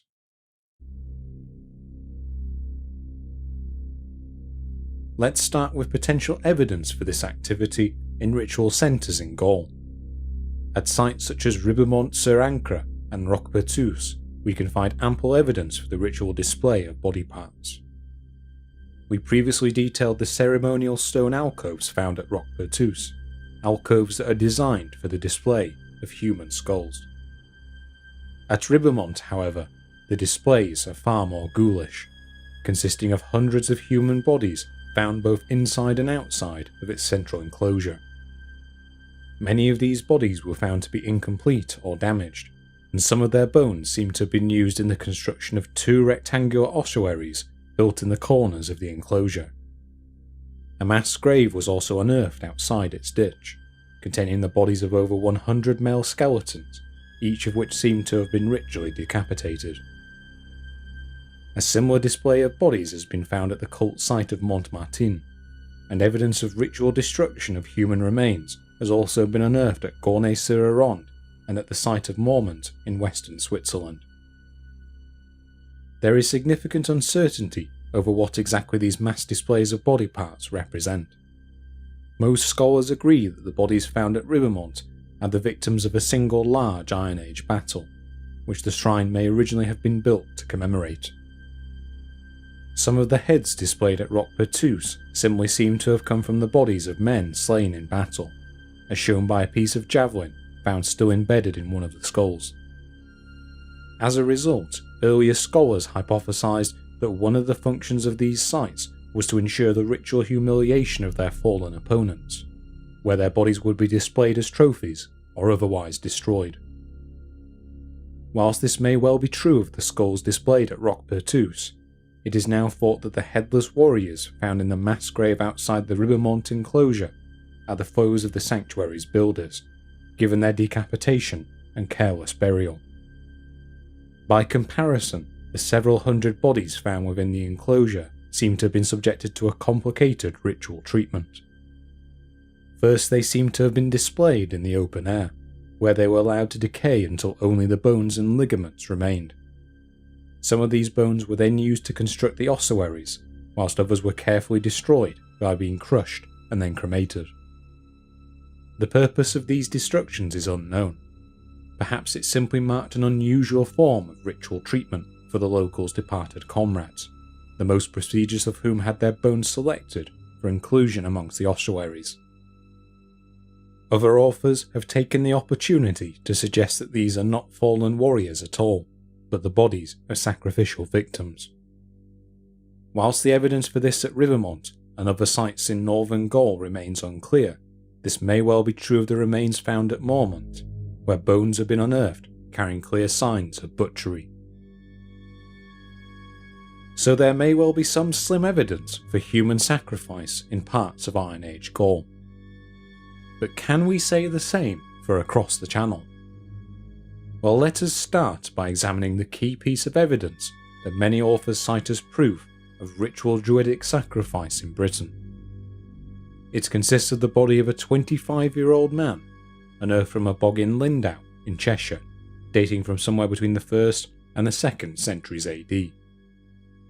Due to the oxygen-free conditions of his environment, large portions of his torso remained well preserved, enough so that we can reconstruct a picture of how he would have lived and died. As best we can tell, Lindau man seems to have been a member of the social elite. By all signs his body was well nourished, bearing few signs of hard physical labour. According to pathologist Ian West, who performed the initial forensic analysis at London Hospital, he was subjected to a threefold death. First, he was stunned by 2 blows to the head, after which he was garroted by a cord made of animal sinew, which fractured his neck. Finally, his throat was cut. Any one of these wounds could have been fatal by themselves, suggesting a level of theatricality to his dispatch consistent with ritual sacrifice. The contents of the man's stomach have also been offered as evidence for druidic involvement, consisting of a cake made from barley that had been laced with mistletoe pollen. Even his one item of clothing has been largely interpreted in a ritual context, consisting of a fox fur band worn around his upper arm. So in Lindau man, we likely have an example of a ritual killing, if not an outright human sacrifice. Perhaps his body was deposited in the bog after death in order to mark out a tribal boundary, or to act as an offering to an unknown deity. The discovery of mistletoe residue within his last meal has also invited comparisons to the writings of Pliny, who speaks of the special reverence the Druids held for mistletoe grown on oak trees.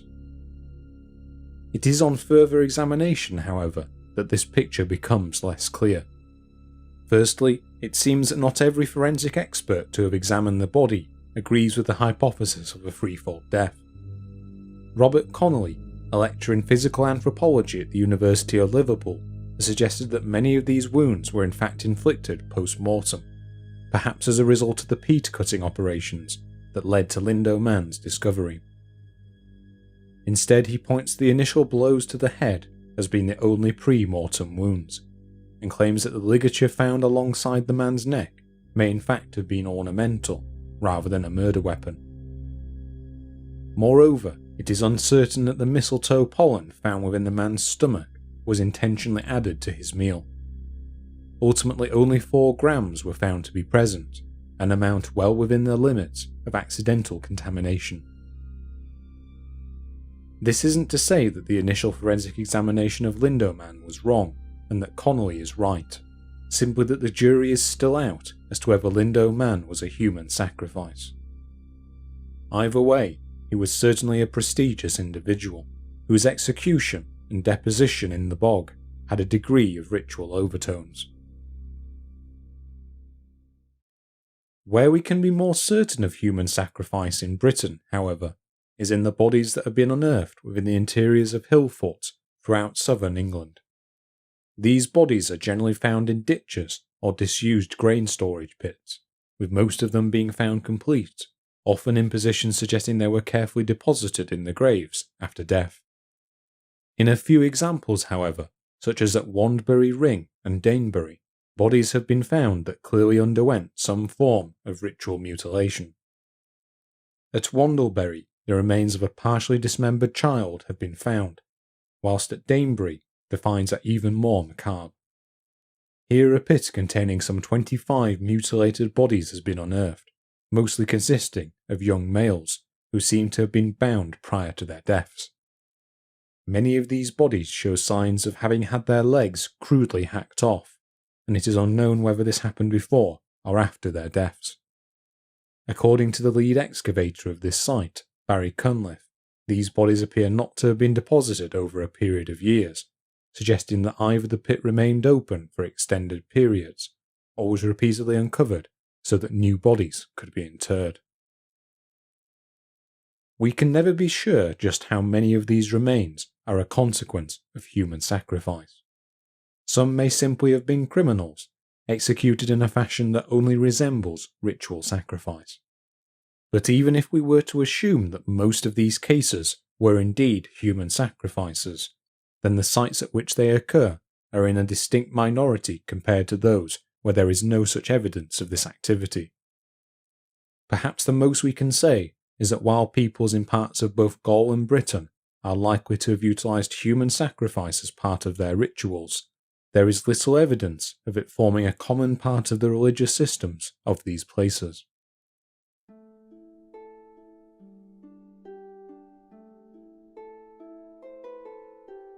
So in general terms, what can we glean from this archaeological record? Well, perhaps the most obvious factor is that while there is ample evidence for complex ritual behaviours amongst the Iron Age peoples of Gaul and Britain, there is little evidence for any unified belief structure, nor is there any evidence for the existence of an international priesthood.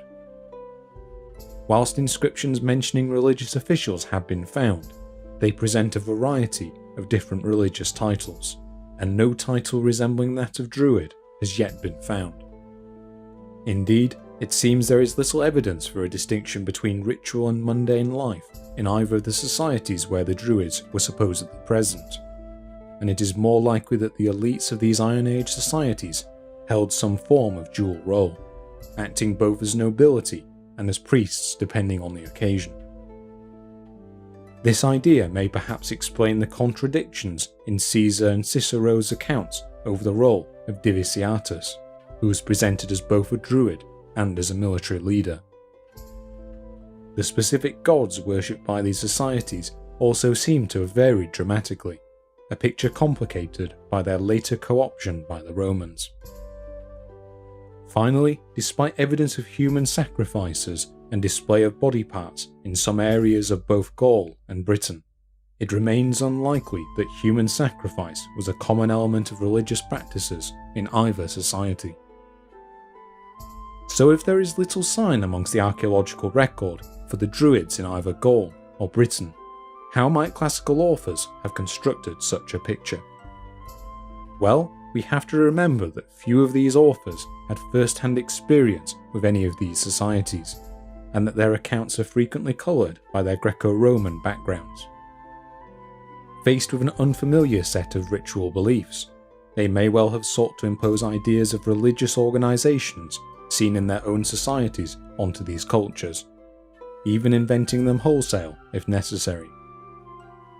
As a result, what was in fact a patchwork of different ritual practices may well have been simplified down to a common religious class, one that the Roman readers of these authors would have found easier to digest. Reports of human sacrifice, which may well have occurred in some parts of Gaul and Britain, were in turn added to the common package of the Druids, the prevention of which these authors would have used to justify their conquests.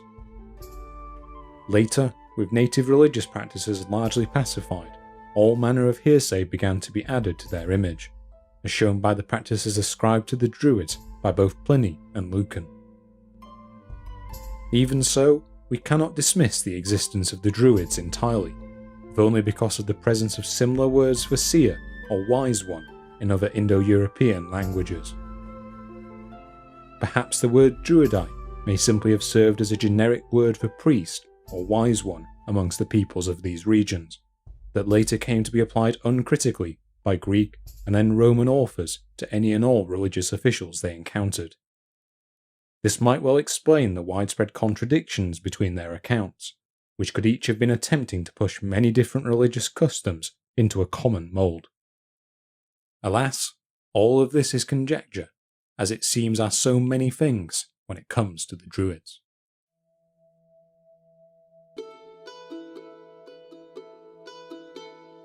But whilst we have come to the end of our examination of the Druids of ancient Gaul and Britain, there is another place where the Druids are claimed to have survived long after their brethren had vanished. It is here, across the Irish Sea, that the Druids would supposedly remain the religious elite of their society for another 400 years, deferred to even by the very kings that they supposedly served. We'll examine these Irish Druids and more next time.